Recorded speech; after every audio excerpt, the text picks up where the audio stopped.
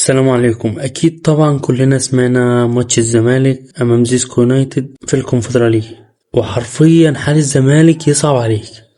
تخيل الزمالك دخل المباراة دي بغيابات بتتكون من عبد الله السعيد واخوان بيزيرة وشيكو بنزة وفتوح وادم كايد وعمر جابر وبنتايج واحمد ربيع ومحمد صبحي، كل دول مصابين. انا عايزك تتخيل معايا ان الزمالك دخل المباراة دي بدكة بتتكون من 6 لاعبين، مفهومش غير لاعب واحد بس اساسي في تشكيلة الزمالك وهو محمد شحات، والباقيين كلهم الخمس لاعيبة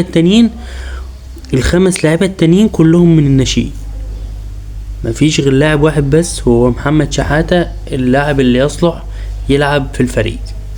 كان منطقي جدا ان الزمالك يخسر امام زيسكو يونايتد، وكمان خسر بركلة جزاء، وكانوا بيلعبوا على ملعب يشبه الغيط اللي تحت بيتنا دي، اللي هو اساسا مفيش فرصة انك تكسب ولا في فرصة اساسا انك تلعب كورة. الزمالك من حسن حظه ان المصري النهاردة كمان خسر من كايزر تشيفز. النتيجة دي خلت الزمالك حاليا في المركز الثاني، وهيلعب اخر مباراة في القاهرة امام كايزر تشيفز. ولو قدر يكسب الزمالك رسميا، الزمالك هيصعد اول مجموعة بدون النظر للمباراة التانية. فنتمنى بإذن الله ان الزمالك يكسب، وبإذن الله يكون أداء ممتع، ولكن بإذن الله المشاكل دي كلها تتحل، وكل المشاكل تتحل، وبإذن الله الزمالك يقدر يعود للانتصارات وللطريق الانتصارات من تاني.